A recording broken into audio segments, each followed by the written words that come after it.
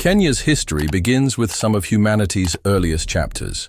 The Great Rift Valley, running through the heart of modern Kenya, has yielded fossils that place early human ancestors in the region over 6 million years ago.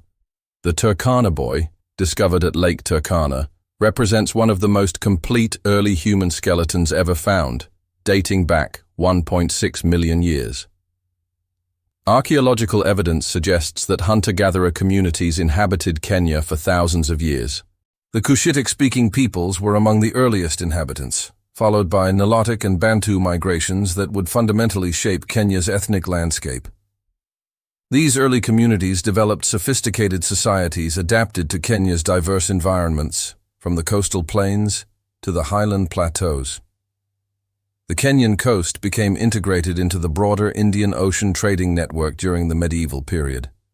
Swahili city-states emerged along the coastline, including Malindi, Kilifi, and parts of what would become Mombasa. These settlements represented a unique fusion of African, Arab, and Persian cultures, facilitated by monsoon winds that brought traders from across the Indian Ocean. The Swahili people developed as a distinct cultural group during this period, speaking a Bantu language enriched with Arabic vocabulary and practicing Islam while maintaining many African traditions. Gold, ivory, and later slaves became the primary exports, while the coast imported textiles, ceramics, and spices from Asia and the Middle East. Inland, various Bantu and Nilotic communities established kingdoms and chieftaincies. The Kikuyu, Luo, Luhya, Kamba, and other ethnic groups developed complex political and social systems. The Maasai, pastoral Nilotic people, dominated much of the Rift Valley with their cattle-herding culture and age-set military organization. Portuguese explorer Vasco da Gama reached the Kenyan coast in 1498, initiating European contact with the region. The Portuguese established control over much of the East African coast, building Fort Jesus in Mombasa in 1593 as a symbol of their dominance. However, their rule was often brutal and met with constant resistance from local populations. By the late 17th century, the Omani Arabs had successfully challenged Portuguese control. The Sultanate of Oman established its authority over the coast, with the Al Busaid dynasty eventually moving their capital from Muscat to Zanzibar in 1832. Under Omani rule, the slave trade intensified dramatically, with caravans penetrating deep into the interior to capture people for export to the Middle East and the Americas. This period saw significant changes in the interior as well. The long-distance trade in ivory and slaves disrupted traditional societies, while new crops like maize and cassava, introduced from the Americas, transformed agricultural practices. Some communities, like the Kamba, became prominent as long-distance traders, while others faced devastating raids. The Berlin Conference of 1884 to 1885 marked the beginning of the European scramble for Africa. Britain declared the East Africa Protectorate in 1895, encompassing present-day Kenya. The construction of the Uganda Railway from Mombasa to Lake Victoria, 1896-1901, became the cornerstone of British colonial control, opening up the interior for European settlement and administration. The railway construction brought thousands of Indian laborers to Kenya, many of whom remained after completion, forming a significant Asian community that would play crucial roles in trade and commerce. The project also encountered fierce resistance, most notably from the Nandi people, who conducted a decade-long resistance war against British forces. The establishment of colonial administration involved the systematic dispossession of African land, particularly in the fertile highlands. The Crown Lands Ordinance of 1902 and subsequent legislation reserved the best agricultural land for European settlers, creating native reserves that would later become the foundation for ethnic tensions. The hut and pole taxes forced Africans into wage labor on European farms and public works projects. Kenya became a crown colony in 1920, solidifying British control. The colonial government implemented a racial hierarchy that privileged Europeans, placed Asians in an intermediate position, and relegated Africans to the bottom. The Kapande system required Africans to carry identification passes, restricting their movement and creating a pool of cheap labor. Despite systematic oppression, African resistance took many forms. Harry Thuku founded the Young Kikuyu Association in 1921, later renamed the East African Association, which protested colonial policies. The organization was banned after the 1922 Harry Thuku riots in Nairobi, where colonial police killed dozens of protesters. The 1920s and 1930s saw the emergence of independent African churches and schools, representing cultural resistance to colonial domination. The Kikuyu Central Association, led by figures like Jomo Kenyatta, advocated for African rights and land return. Kenyatta's book, Facing Mount Kenya, 1938, provided a powerful defense of Kikuyu culture against colonial stereotypes. The Second World War marked a turning point. Over 100,000 Kenyans served in the King's African Rifles, fighting in Burma and other theaters. Their service exposed them to anti-colonial movements worldwide and raised expectations for post-war reforms that never materialized. Post-war disappointment and continued colonial oppression sparked the most significant anti-colonial uprising in Kenyan history. The Mau Mau movement, primarily based among the Kikuyu but with support from other communities, began in the late 1940s as a response to land alienation, racial discrimination, and political exclusion.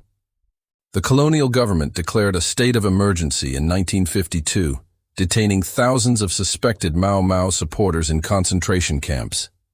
The uprising lasted until 1960, with brutal tactics employed by both sides. An estimated 20,000 Africans died, mostly civilians, while the colonial government's counterinsurgency campaign involved systematic torture and human rights abuses. The uprising internationalized the Kenyan struggle and made continued colonial rule untenable. Constitutional conferences in London gradually expanded African political participation. The Kenya African National Union, KANU, formed in 1960 with Jomo Kenyatta as its leader upon his release from detention. The Kenya African Democratic Union, KADU, emerged as a rival party representing smaller ethnic groups fearful of Kikuyu and Luo dominance.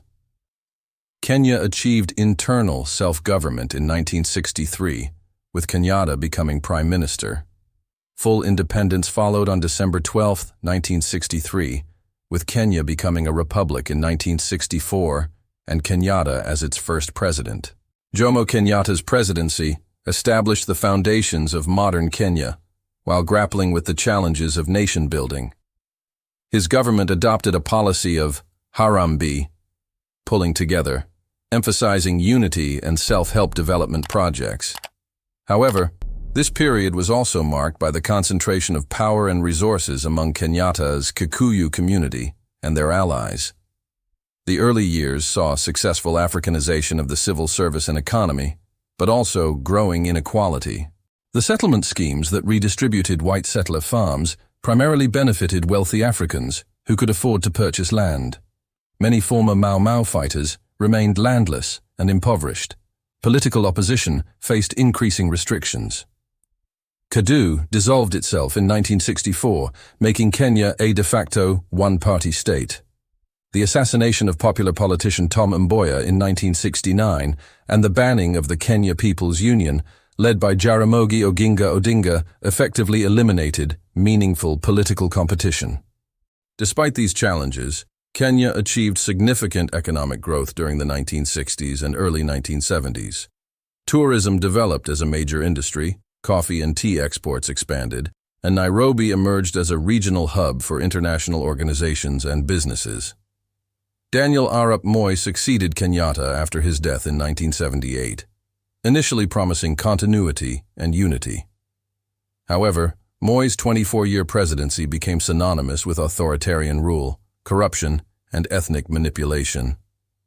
In 1982, Kenya officially became a one-party state under KANU, with Moi consolidating power through a network of provincial administrators and loyalists. The 1982 coup attempt by Air Force officers provided Moi with justification for increased repression. Political dissent was crushed, civil society organizations were banned or co-opted, and the press faced severe censorship. The economy stagnated due to corruption, mismanagement, and the withdrawal of international support following human rights abuses. The end of the Cold War in the late 1980s reduced Western tolerance for authoritarian allies. Domestic pressure for political reform, led by figures like Kenneth Matiba, Charles Rubia, and Raila Odinga, son of Jaramogi, coincided with international donor pressure. The Forum for the Restoration of Democracy, FORD, formed in 1991 to challenge one-party rule. Multi-party politics returned in 1991, but Moi skillfully manipulated ethnic divisions to maintain power. The introduction of competitive elections coincided with ethnic clashes in the Rift Valley and other regions, which many observers attributed to government incitement. Moi won controversial elections in 1992 and 1997 against a divided opposition. The 2002 election marked a watershed in Kenyan politics.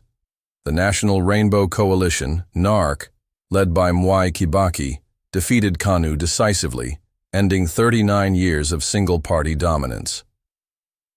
Kibaki's presidency began with tremendous goodwill and promises of zero tolerance for corruption. The early years of Kibaki's presidency saw significant achievements. Free primary education was introduced, economic growth resumed, and infrastructure development accelerated.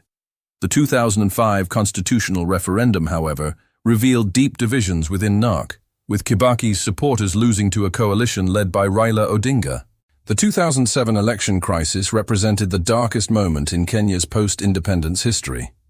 Disputed results led to widespread violence that killed over 1,000 people and displaced hundreds of thousands. The crisis exposed deep ethnic and regional divisions while threatening Kenya's reputation for stability.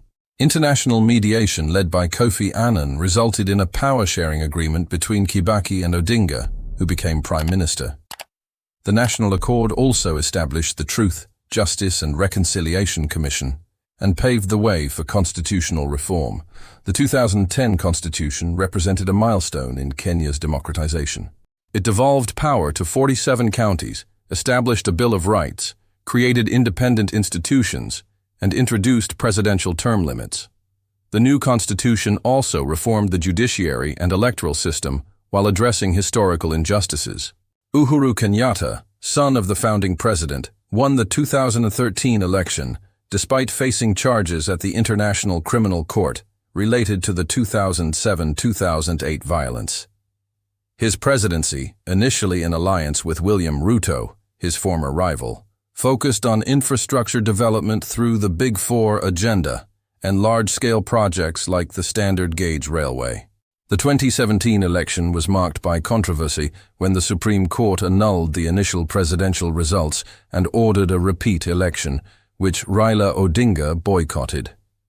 The political crisis was resolved through the handshake between Kenyatta and Odinga in 2018, which brought relative stability but also accusations of betraying democratic opposition. Kenyatta's presidency saw continued economic growth, significant infrastructure investment, and improvements in healthcare and education. However, it was also marked by increasing debt burdens, persistent corruption scandals, and concerns about democratic backsliding. The 2022 election marked another democratic milestone with the peaceful transfer of power from Kenyatta to William Ruto, despite a closely contested race. Ruto's victory represented a significant political realignment, breaking traditional ethnic voting patterns and appealing to economic populism. Modern Kenya faces numerous challenges as it approaches its seventh decade of independence. Economic inequality remains severe, with a small elite controlling much of the country's wealth while millions live in poverty. Youth unemployment, estimated at over 20%, poses particular challenges in a country where over half the population is under 25. Corruption continues to undermine development efforts despite numerous anti-corruption initiatives. The country struggles with managing its natural resources sustainably while balancing conservation with development needs. Climate change poses increasing threats through droughts, floods, and unpredictable weather patterns that affect agriculture and pastoralism. Regional security challenges, particularly instability in Somalia and South Sudan, have brought refugee populations and security concerns to Kenya's borders. The country plays an important role in regional organizations like the East African Community and the Intergovernmental Authority on Development. Despite these challenges, Kenya has shown remarkable resilience and continues to be a beacon of democracy and economic dynamism in East Africa. Its vibrant civil society, free press, and strong constitutional framework provide foundations for addressing future challenges while building on the progress achieved since independence. The story of Kenya reflects the broader African experience of navigating between traditional and modern systems, managing ethnic diversity, building democratic institutions, and pursuing economic development in a globalized world. As Kenya moves forward, its success will depend on its ability to harness the energy and creativity of its people while addressing the persistent inequalities and governance challenges that have marked its journey from colony to modern nation-state. Thanks for watching. If you enjoyed this video, please like, share, comment, and subscribe to the channel for more engaging historical content.